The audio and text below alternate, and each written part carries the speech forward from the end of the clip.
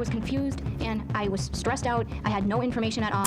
And when something like this happens, people don't always act correctly. They don't always act rationally. And I used very poor judgment, and I'm sorry for that, but I did not have anything to do with the murder of my husband. I am required and do hereby sentence you to the New Hampshire State Prison for Women for the remainder of your life without the possibility of parole. Picture this. It's May 1st, 1990, a warm spring evening in Derry, New Hampshire. And in a quiet suburban condo complex, everything looks perfectly ordinary from the outside. The sky is beginning to darken. Neighbors are inside preparing dinner.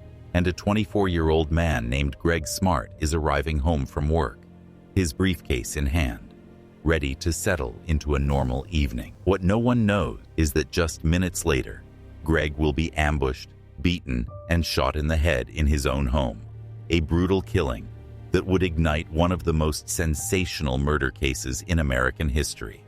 A case that would expose an almost surreal level of betrayal and manipulation. Greg was a promising young insurance agent, a devoted son and friend, and he had recently married Pamela Smart, a vibrant, pretty, and ambitious 22-year-old who worked as a media coordinator at a local high school. The couple had only been married for a year, and to outsiders, they seemed to be living the picture-perfect life. But behind closed doors, their marriage was cracking, and Pamela, who presented herself as a bright and charismatic young woman, was secretly leading a double life, a life that would culminate in her husband's execution at the hands of a teenager. The killing shocked New Hampshire, a small and relatively quiet state, and soon it would become international news, turning Pamela Smart into one of the most notorious figures in true crime history. What you're about to hear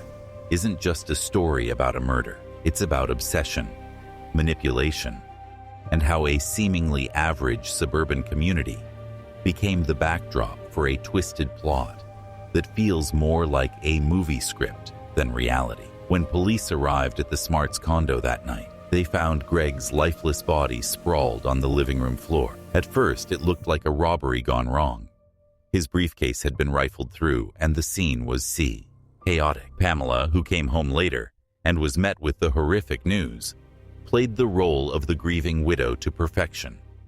In early interviews, she appeared devastated, her blonde hair framing her tear-streaked face, her voice cracking with emotion as she pleaded for information about her husband's killer. But investigators began to sense something was off. The crime scene didn't quite add up to a robbery, and Pamela's reactions, though seemingly emotional, felt a little too rehearsed. Within days, whispers began spreading in the quiet community that Pamela had been having an affair, and not just any affair. She was allegedly involved with a 15-year-old high school student named William Billy Flynn. Pamela had met Billy while working at Winnicott High School, where she was the media coordinator. She was young, attractive, and well-liked by students, many of whom saw her as relatable because of her age. She began mentoring Billy, and their relationship quickly crossed boundaries, turning into a sexual affair. According to testimony later given in court, Pamela manipulated Billy, convincing him that she was trapped in an unhappy marriage, and that the only way for them to be together was for Greg to die. For a 15-year-old boy, already infatuated with this older woman, Pamela's words carried enormous weight. Billy later claimed that Pamela told him she would never divorce Greg because she didn't want to lose her house, her dog, or her possession. Instead, she allegedly encouraged Billy and his friends to take matters into their own hands. This would mark the beginning of one of the most shocking murder conspiracies in modern American history. On that fateful night, Billy Flynn, along with his friend Patrick Randall, broke into the Smarts' condo while Greg was out. They waited for him to come home, then ambushed him, beating him before Billy pulled the trigger, shooting Greg in the head. Pamela was allegedly miles away, establishing an alibi while her young lover and his friend carried out the killing. At first, police had no clear suspects, but when rumors about Pamela and Billy's affair began to circulate, investigators zeroed in. They began interviewing students, and eventually, Billy and his friends cracked under the pressure. Billy confessed, saying Pamela had orchestrated the entire plan. The shocking confession sent waves through the community. A respected school staff member had allegedly seduced a student and convinced him to kill her husband. Suddenly, Pamela Smart wasn't just a grieving widow. She was the prime suspect in a sensational murder case. As the investigation unfolded, police discovered tapes that would become central to the prosecution's case. Pamela's friend, Cecilia Pierce, agreed to wear a wire and secretly record conversations with Pamela. In those recordings, Pamela never explicitly said she planned the murder, but prosecutors argued that her words strongly implied she had knowledge of and involvement in the killing. Those tapes, combined with Billy's testimony, became damning evidence. The media frenzy around the case grew intense. Television networks swarmed Derry, fascinated by the scandalous story of a young, attractive woman allegedly seducing a teenage boy to commit murder. This was the early 90s, an era where sensational crime stories were beginning to dominate headlines, and Pamela Smart quickly became a household name. The case even helped inspire the 1995 film To Die For, starring Nicole Kidman, solidifying its place in true crime history. Pamela's trial began in March 1991, and from the start, prosecutors painted her as a master manipulator, a femme fatale who lured an impressionable teenage boy into a deadly scheme. The defense, on the other hand, argued that Pamela had been framed by Billy and his friends, claiming that she had no role in the murder and that Billy had acted on his own out of jealousy and obsession. But the evidence was overwhelming. The taped conversations, the testimonies of Billy and his accomplices, and Pamela's own behavior following Greg's death. The jury deliberated for just 13 hours before returning a guilty verdict. Pamela Smart was convicted of first-degree murder, conspiracy to commit murder, and witness tampering.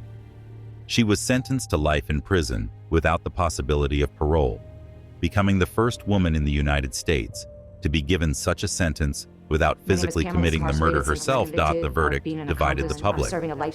Some saw Pamela as a manipulative predator who used her power over a vulnerable teenager to orchestrate a killing.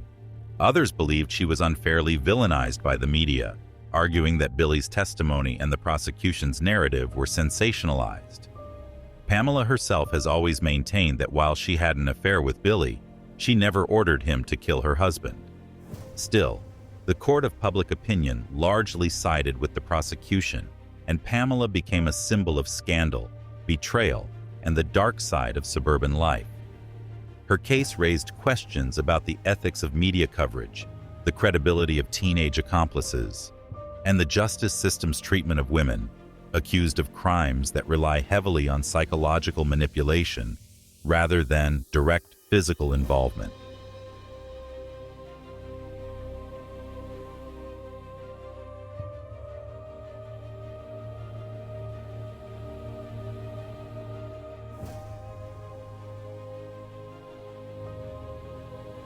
Pamela Smart has now spent over 3 decades behind bars at the Bedford Hills Correctional Facility for Women in New York, where she has pursued education, taught other inmates, and become a public advocate for prison reform.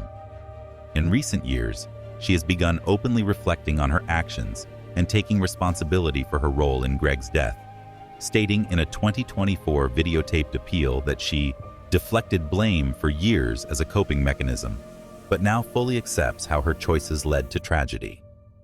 In her statement, she appeared emotional and remorseful, saying, "For me, that was really hard, because going into those spaces is where I found myself responsible for something I desperately didn't want to be responsible for, my husband's murder." These words marked a stark departure from the defiance she once showed in court, suggesting a woman transformed by decades of incarceration. Yet, despite her public pleas for leniency and multiple attempts to seek sentence reduction, Pamela remains behind bars, a permanent fixture in the annals of true crime history. The Pamela Smart case was groundbreaking in many ways. It marked one of the first trials in the U.S. to be broadcast on live television, giving Americans unprecedented access to courtroom drama. It also illustrated how media sensationalism could shape a narrative and turn a defendant into a cultural phenomenon. Pamela became both a cautionary tale and an object of fascination, her image plastered across newspapers, tabloids, and television screens.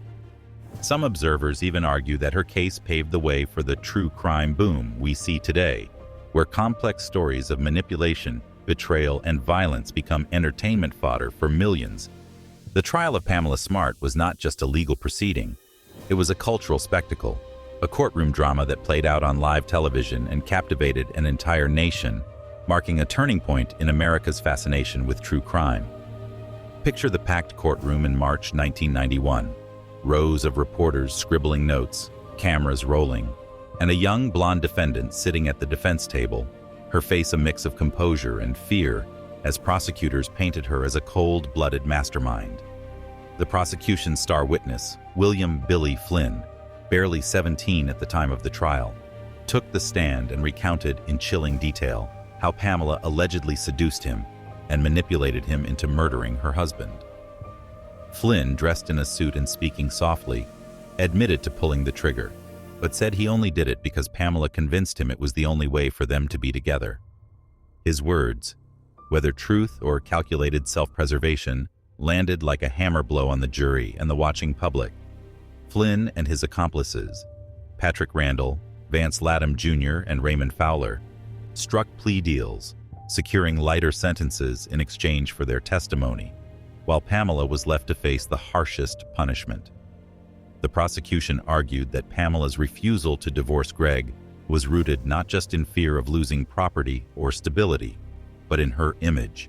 She wanted the life she had carefully constructed, her home, her career, and her reputation, while simultaneously pursuing an illicit romance with a teenager. It was a narrative that fed into the archetype of a femme fatale, and the media devoured it, portraying Pamela as a scheming seductress who manipulated an impressionable boy into becoming a killer.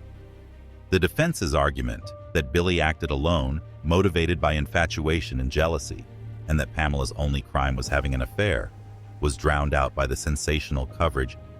Pamela's sentencing was swift and merciless. Life in prison without the possibility of parole, making her the first woman in the United States to receive such a sentence for orchestrating a murder without physically committing it. The teenage boys involved in the killing received significantly lighter sentences, with Flynn serving 25 years to life and eventually being released in 2015 after decades behind bars, a stark contrast that has fueled debate about fairness in sentencing. Pamela, however, was sent to Bedford Hills Correctional Facility for Women in New York, where she has remained ever since, living in a world defined by steel bars, constant surveillance, and the haunting reality of the choices she made at 22 years old. Over time, Pamela evolved from a defiant prisoner proclaiming her innocence to a reflective woman who has admitted deep regret for her role in Greg's death. In a recent videotaped statement that shocked many who had followed her story for decades, Pamela confessed that she had spent years deflecting blame as a coping mechanism, but now fully accepts responsibility for how her actions and influence set the stage for her husband's murder. In the video, she appears older, subdued, and remorseful, a far cry from the confident, camera-ready woman of the early 90s, and her plea for mercy is rooted not in denial, but in transformation. "Now that I am older and able to look back on things," she said, "I can see so many errors that I made, and see how skewed my judgment was, and how immature I was. 34 years is a very long time, and during that time I've done a lot of work on myself." Her words echo through time, carrying with them not just the weight of her guilt, but also a desperate hope for redemption. Nicole Kidman's To Die For, which reimagined Pamela's story as a satire about media culture and ambition. The case became shorthand for teacher-student affair gone wrong, and Pamela herself became a caricature, stripped of complexity in the court of public opinion. But underneath the sensational headlines lies a tragic reality. A young man's life was stolen. A group of teenagers had their lives derailed by a single, horrific act. And a woman who once dreamed of a career in media became a lifelong prisoner. It's a reminder of how quickly lives can unravel when desire and manipulation turn toxic, and how the ripple effects of violence linger for decades, shaping not just those directly involved, but the broader cultural landscape. Even now, more than 3 decades later, Pamela Smart's name sparks fascination and debate. Documentaries continue to revisit her case, often questioning whether she received a fair trial. Critics point to the heavy media involvement, suggesting that Pamela was tried not only in court, but also in the press, where she was painted as a seductive mastermind before a jury was even selected. Others argue that Pamela's intelligence and charisma worked against her, making it easy for prosecutors to cast her as a manipulator in control of impressionable boys. While Pamela has admitted moral and emotional responsibility for her actions, she maintains she never directly ordered Greg's killing, a claim that keeps some lingering doubt alive among true crime enthusiasts. Yet, for many, those distinctions matter little in light of the fact that Greg Smart is gone. His life brutally ended, and Pamela's choices were undeniably central to the tragedy. Today, Pamela Smart is 56 years old, her once blonde hair now streaked with gray, her face carrying the weight of decades spent behind prison walls. She has transformed herself into a scholar, a mentor, and a prison reform advocate. Yet her pleas for release remain unanswered.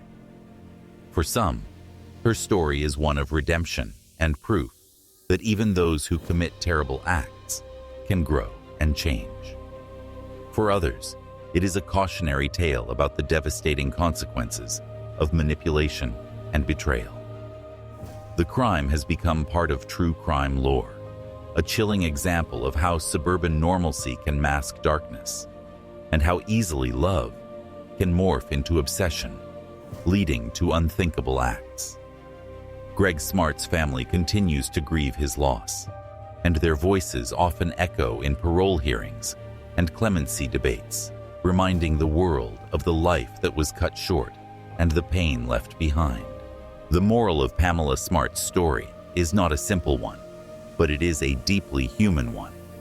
It reminds us of the destructive power of manipulation and the fragility of young minds caught in toxic relationships. It shows how quickly decisions made in anger, desperation, or lust can shatter multiple lives, leaving behind a trail of pain that spans generations. It also forces us to reckon with the complexities of justice. Can someone who has spent more than 3 decades in prison, educated herself, and helped others ever truly atone for such a crime? And should mercy be granted when the victim's family still bears so much pain? Pamela Smart's name may forever be associated with scandal, betrayal, and murder, but her story is also one of transformation. A stark reminder that evil is rarely one-dimensional, and that tragedy is often born not from monsters, but from flawed human beings whose choices spiral out of control. Her tale, now etched in the annals of crime history, stands as a somber warning about the intoxicating pull of power, the dangers of unchecked desire, and the devastating cost of actions that can